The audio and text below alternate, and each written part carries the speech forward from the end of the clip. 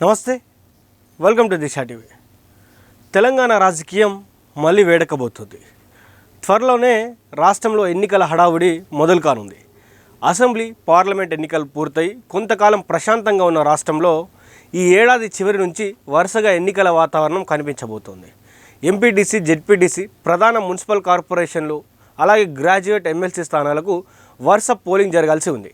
అయితే ఇప్పుడు అందరి ముందు ఉన్న ఒక పెద్ద ప్రశ్న, ఏ ఎన్నికలు ముందు రాబోతున్నాయి, ఏవి వెనుక రాబోతున్నాయి, ప్రభుత్వం ఎన్నికల సంఘం అడుగులు ఎలా ఉండబోతున్నాయి, ఈ పూర్తి వివరాలు ఇప్పుడు స్పష్టంగా తెలుసుకుందాం.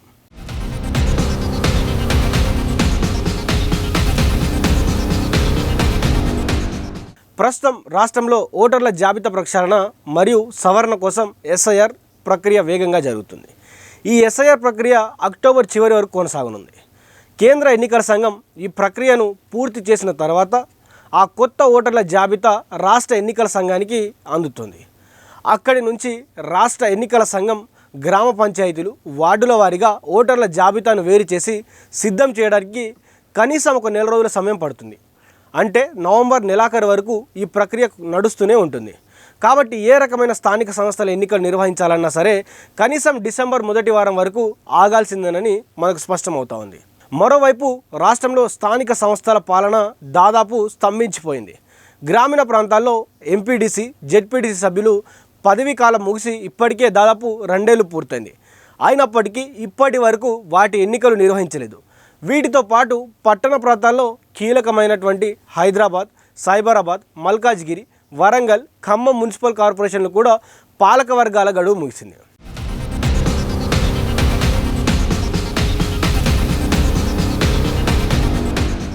ఈ స్థానిక సంస్థల ఎన్నికలను ఎప్పుడు నిర్వహించాలన్నది పూర్తిగా రాష్ట్ర ప్రభుత్వ నిర్ణయంపైనే ఆధారపడి ఉంటుంది. కేంద్ర ఎన్నికల సంఘంతో సంబంధం లేకుండా రాష్ట్ర ప్రభుత్వానికి మరియు రాష్ట్ర ఎన్నికల సంఘానికే వీటిపై పూర్తి స్వేచ్ఛ ఉంటుంది. స్థానిక సంస్థల ఎన్నికల తేదీల్లో మార్పులు ఉండేటువంటి అవకాశం ఉన్నప్పటికీ గ్రాడ్యుయేట్ ఎమ్మెల్సీ ఎన్నికల షెడ్యూల్ మాత్రం దాదాపు ఖాయంగా కనిపిస్తుంది.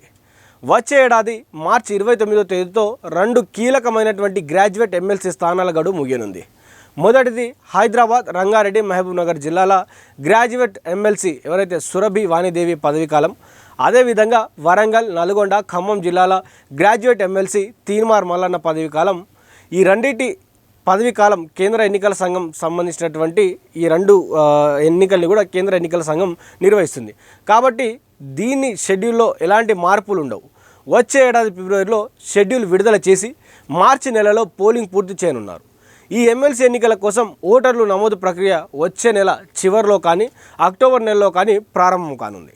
మార్చిలో గ్రాడ్యుయేట్ ఎమ్మెల్సీ ఎన్నికలు ఖాయం కాబట్టి రాష్ట్ర ప్రభుత్వం మరియు రాష్ట్ర ఎన్నికల సంఘం దానికి అనుగుణంగానే స్థానిక సంస్థల ఎన్నికలను ప్లాన్ చేసుకోవాల్సి ఉంటుంది. ఇక్కడ ప్రభుత్వానికి 2 మార్గాలు ఉన్నాయి. మొదటి మార్గం వచ్చేసరికి ఎస్ఐఆర్ ప్రక్రియ ముగిసిన వెంటనే, అంటే డిసెంబర్ లేదా జనవరి నెలల్లోనే ఎంపీటీసీ, జెడ్పీటీసీ లేదా హైదరాబాద్ సహా ఇతర కార్పొరేషన్ ఎన్నికలను పూర్తి చేయడం. రెండవ మార్గం ఎమ్మెల్సీ ఎన్నికల హడావుడి ముగిసే వరకు స్థానిక సంస్థల ఎన్నికలను వాయిదా వేసి మార్చి తర్వాత నిర్వహించడం.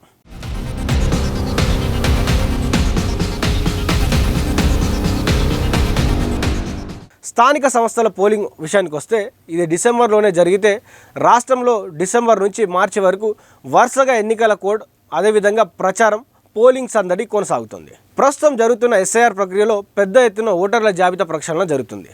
దీనివల్ల ముఖ్యంగా పట్టణ ప్రాంతాల్లో బూటకపు ఓట్లు, డూప్లికేట్ ఓట్లు తొలగిపోయి ఓటర్ల సంఖ్య భారీగా తగ్గే అవకాశం ఉందని రాజకీయ వర్గాలు భావిస్తున్నాయి.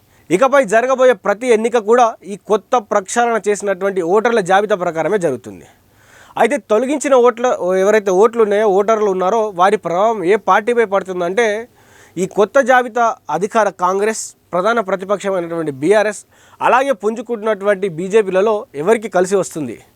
ఈ స్థానిక సమరం రాబోయే అసెంబ్లీ, పార్లమెంట్ ఎన్నికల మూడ్ని ఎలా నిర్దేశిస్తుంది? ఇవన్నీ ఇప్పుడు రాష్ట్ర రాజకీయాల్లో తీవ్ర ఉత్కంఠను రేపుతున్నాయి. మొత్తానికి ఎస్ఐఆర్ ప్రక్రియ పూర్తయిన తర్వాత రాష్ట్ర ప్రభుత్వం ఏ ఎన్నికలను ముందుగా పచ్చజెండా ఊపుతుందనేది ఆసక్తికరంగా మారింది. పార్టీలన్నీ ఇప్పటికే అభ్యర్థుల ఎంపికపై ప్రాథమిక కసరత్తు కూడా ప్రారంభించాయి. మరి డిసెంబర్ నుంచి ఎన్నికల మోత మోగుతుందా, లేక ఎమ్మెల్సీ ఎన్నికల తర్వాతే స్థానిక సమరం ఉంటుందా అనేది కూడా వేచి చూడాల్సిందే. చూద్దాం మరి ఏ ఎన్నిక ముందుంటుందో. చూస్తూనే ఉండండి దిశా టీవీ.